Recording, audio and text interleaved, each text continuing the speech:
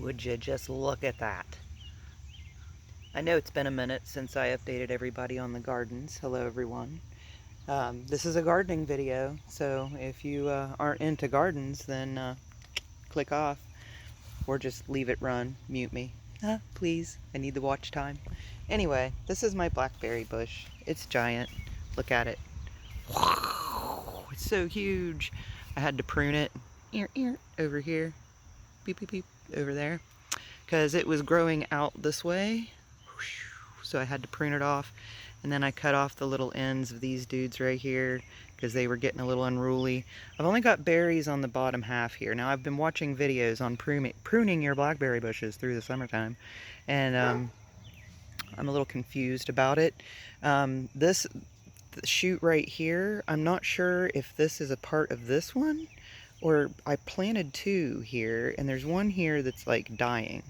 So I don't know if that's from the dead one. I'm pretty sure it is. Anyway, that's the blackberry bush. We're going to have blackberries pretty soon because they're starting to turn a little bit, but it's been really raging hot. And for whatever reason, I guess, fruit does not ripen that well when it's really extremely hot. I have tomatoes on my cherry tomato plant that have been on there for a very long time. They're ready to go, but they're green and they won't ripen because it's so hot. This is my redneck garden. I've got a variety of things planted here. They are mostly vining plants. This right here is cucumbers. As you can see, they've been doing very, very well. This guy's just taken off like a champ. Now I was having some issues with these because I had just used plain old garden soil. I didn't use like potting mix or anything like that. It was just garden soil. And I didn't think to add any kind of fertilizer or anything into that. So things were not taking off the way I wanted them to. I sprinkled a little fertilizer on top and then kind of shook things around, and things have been going swimmingly since then. That we see this growth here that's taken off. These two over here are going crazy. So I think that helped a lot. This is cucumbers. I believe this is cantaloupe. I think these are zucchinis, and I think these are squash. Pretty sure. I should have marked them, but I didn't. We shall see. Almost 100% that's cucumber, though. I'm like 99.5%. And then this is watermelon. I know that for sure. The watermelon is disappointing. It's been this size for a very long time, but you know, it is what it is. I had one of my chickens get loose and get in here and kind of scratch around a little bit. I was very nervous about that, but she didn't destroy anything. She just shuffled things around a bit, and she did uproot this one right here. I had to put it back in there, but yeah, they did fine. My zucchini, what disappoint? Can you see this? How disappointing is this? Like, look at its brethren. It's taken off, and then this guy's like, no. So I don't know what's going on here. I might replant it.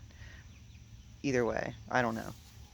Over here we have the most successful thing. Well, no, it's not the most successful thing. Quite a successful thing. If you go back to my last gardening video, you will see that this little area right here had like almost nothing in it. And my poor little tomato plants looked like they were about to just wilt themselves into the ground.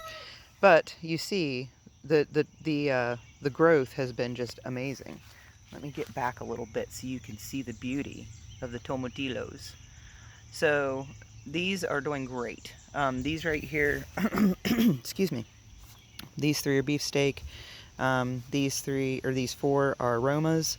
I was watching a video about tomatoes that said that you do not need to stake them, that you can just let them lay like this and that they will do fine. Now, I don't know if that's true or not. I have never seen anyone grow tomatoes without stakes, but I haven't seen that many people grow tomatoes. So it's very possible that that's true. But as you see, they are not staked and they are growing like champs. These two, for whatever reason, decided to stay upright. The rest of them decided to take a little nap. Whatever suits you. This right here, I'm so proud of this, okay? This is my corn plants right here. And these are bush beans in the front row. And then in the back row, we have half runners, right? Well, my plan, my theory, as I've told in that last video, was to get them to grow up through the fence so that I don't have to make any kind of, you know, accoutrement for it. There's no, you know, staking or anything. And look, it's working. It's working so well. Look at him going up through there. Just cruising on up through. This one right here is taking the lead, and they're doing just wonderfully. Now, my question, does anybody know? Does anybody know? Bush beans, do they need to be trellised? They kind of look like they do, but the bush part of the bush bean made me think that they are just bushes that don't need to be trellised. But they're, if you see here, you know, they're starting to vine up a little bit. Starting to look a little viney. So maybe the bush bean name is a bit deceptive. I don't know. But if anyone knows, drop me a little line down there. But that is the corn. Okay, and the beans. I also planted squash in here, but there is something getting in here, and they're adjusting my seeds around or taking them. That's why the corn is so sporadic. Like, we've got corn over here where it doesn't belong, but I just left it there and planted some more corn. So we've got little baby corns coming up down here. There's another one. I planted 4 corns, only 2 came up. Oh, that might be another one right there. I think that's another one right there. So, anyway, I put squash seeds in here. I don't see any of those coming up yet, but corn, beans, and squash are supposed to be really good companion plants, so I decided to put those together. I didn't chronicle my battle with the skunks. We had skunks, and I've also had a battle with cabbage worms. Cabbage worms? They're freaking nasty, and look what they did to look at this beautiful broccoli plant. Do you see this? This thing is like a champion broccoli plant, right? Taken off like a shot. No, we call it Swiss cheese broccoli. It's from the Swiss Alps. Look at this crap. Cabbage worms did all this. Look at them. Look. Do you see it? Oh, talk about anger. Okay, I think I see one. Oh, no, it faked me off. No, see. So I've been on this rampage with the cabbage worms since I did. Oh, there's one there. Little devil. You see it? Do you see it? He's in there. He's munching away. That's all right. I'll get my glove and I'll smush him. Give me just a second, little buddy. I'll be right back with you. But I've noticed that they attack the cole crops, C-O-L-E crops, which are like Brussels sprouts, cabbage, broccoli, cauliflower, everything I have planted right here. Look at what it did to my poor cauliflower. Look at this. Yeah. But I've been since I've been able to identify them and figure out what they are, there are eggs everywhere. So I know that this is going to be an ongoing thing. But to stick with my theme of staying organic, I have not put any kind of pesticides on it or insecticides. I did find some. I almost did it, and then I started reading a little more about it, and I was like, I probably shouldn't do that. I've also had these wasps hanging around, and I read that paper wasps eat these cabbage worms. So I'm thinking that that's why they have been hanging out. But anyway, these are my broccolis. They're the baby broccolis. I haven't seen any holes on my new broccolis, but I've been watching, trust me, because I know what I'm looking for now. And these are my Brussels sprouts. They're doing quite well. Again, my cauliflower is cruising right along, going very well. If I can just keep the worms off of them, I think we'll be good. See, I looked down in here yesterday, and there was seriously like a nest of freaking worms. It's so gross, you guys, and they stink so bad. But yeah, they certainly have an odor. We have a new master onion. I'm not pulling him yet. I'm waiting. I'm being very patient because the original master onion, see, look at the little mushrooms in honor of master onion. The other master onion wasn't ready yet. I hate to admit it, but I did pull him and he wasn't ready. So, yeah, we're waiting. Look at these little mushroom clusters that come up in the morning. Isn't that just the cutest thing? Looked it up to make sure it wasn't bad. It's actually a good sign. It means that my soil is healthy. Oh, but the cabbage worms haven't eaten the cabbage.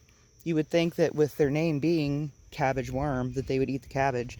They did eat a little bit, but not like they did the broccoli and everything else. I don't understand. Oh, wait, I see holes. There might be some down in there. I see signs. Oh, I see big signs. See that down in there, that little white web? That's the wormies. That's them. Yeah, I'm going to have to get down in there and get that cleaned out. Bastards. Man, who knew? See, there's some signs down in there too. So yeah, cabbage worms, big problem. Anyway, here's our peppers. Peppers, so awesome. Look at this. I've got little tiny peppers. Look at that. Look at it right there. Do you see it? It's so tiny. And it's coming. They're coming. Isn't that exciting? Yeah, so exciting. You guys, I'm so lame. I'm so excited about all this. This is so exciting to me. I hope you guys are excited too. My okras. I actually got to harvest a couple okra, but I waited too long. Again, okra is like a foreign plant to me. I waited too long and it got woody. They got really, really hard. I've been looking up ways to cook okra. So yeah, we'll work on that and see what we come up with. Also found out that I was watering my pepper plants too much and they were getting all wilty. Like if you look at these leaves, how they're like all kind of icky and crumply. Too much water makes them like slimy. Like they would get slimy on the ends. It was really weird. So I had to cut back on the watering of those for a little bit. But they're doing great now. This was my radish garden, and I actually pulled like probably a dozen radishes out of this. Radishes grow incredibly fast, and they're actually really good, but I don't eat them that often. So I decided to replace them with leaf lettuce. So I've got some leaf lettuce. I planted that in here probably about 3 or 4 days ago, and I've got some of it coming up here and there. Not as many seeds as I planted, that's for sure, but we'll see what happens. It takes it a little bit sometimes. The biggest success story are the pea plants. Oh, can we get the ethereal light shining down on these pea plants? Look at this. Spotlight guy, where are you? That was your cue. These things are freaking amazing. Look at them. But look at the baby peas. Aren't they just the cutest little things when they first start on? I'm just like, oh, it's just a little tiny baby pea plant. Look at it. But look at this. Can you see this? Look at them hanging, you guys. I've pulled 4 pods off of this one plant. Just this guy right here, right? And look at them. They're just hanging. But he's the only one that's got any that are mature. That's one of the plants that I started up in the house. He's the only one that survived. He's been with me the whole time. And he's given me like 4 pods, but these things are going to start jamming real soon. But there's probably there's like a dozen pods hanging off that guy. They're really tasty. If you're patient, which I have a problem with, if you're patient and you let them fill up real nice and full, like I think this one's probably ready to go. Like if you can smush them and there's like no give at all, like a tight little tick, then they're ready to go. And they are so, oh, look at that dude. Holy crap, look at that thing. What is that? Man, he's beautiful, whatever he is. Don't eat my plants. Don't do it. You can eat the staple, but don't eat my plants. Man, look at that thing. Anyway, so peas. Freaking awesome. I'm so excited about the peas, you guys. Lettuce is doing great. You see here, I think this head actually is going to be ready before the other one is, which is the bigger one. But yeah, head lettuce. I got 2 of them going here. God knows I've been waiting a very long time for a head of lettuce. And then I'm only going to get 2. So that begs me the question, how many lettuce plants do I need to plant to keep myself in lettuce? Probably more than 2. Look at that little dude. I really hope you're not going to eat anything, friend. Okay, so real quick, I'll just sum up the saga of the skunks and the groundhogs, right? Because it has been a battle. So I noticed that there was a family of skunks that kept coming from the woods and toddling up here. Well, the first time I saw it, I just saw one baby, right? And I was like, oh, but look, it's a little baby skunk and the mama. And they were toddling right up through here, and the grass was a little taller than this. So, the baby was like barely able to make it through the grass, and he was all like shaky and just barely making it. And I was like, oh, look. Well, the next thing I know, my neighbor comes out and she was like, there are 6 skunks under your shed. And I was like, what? Yeah, there were 6 skunks living. There was the mama and 5 babies. 6 skunks. Okay, that's like 6 skunks too many, right? So I decided that I was going to build the barrier, the Great Barrier, right? So the Great Barrier worked really well, but then Mama Skunk got smart and she started digging holes, right? So, oh, Mama Skunk, she dug another one. Whoa, look at that. Da, da, da, da, da. Now, that might have been the groundhog because I trapped the groundhog under here, I'm pretty sure. Because the groundhog was actually coming in and out under here through here, right? You see my little workaround on that. These 2 blocks were used to like sit to support this thing, I guess, and they got pushed back and they were going in and out under there. So I got that blocked in. So that may have been the groundhog trying to get out because I think I trapped him in there. And then they were coming out over here. I had animals coming in and out of every corner. They were coming out over here. So I had to put blocks along here to keep them from doing that. So as you see, I'm going to have to fill in that other hole over there. That, like I said, that was probably the groundhog trying to find his way out. I was wanting to keep an eye on that. But yeah, that's what's happening. So let's see what's going on. Cross my fingers that I don't get sprayed. I'm pretty sure the skunks aren't here anymore. I can't smell them, so I'm pretty sure they're gone. The girls are doing great. Everyone's doing really good. I'm going to show you a video of the chicks later, so make sure you guys keep up on that too. Thank you, Oswald. Yes, I see you. I watch you very closely, sir. That is an attack rooster. Don't be fooled. His nice, happy looks, the way he looks all friendly there, yeah, it's a lie. It is a lie. All right, guys, we'll see you later.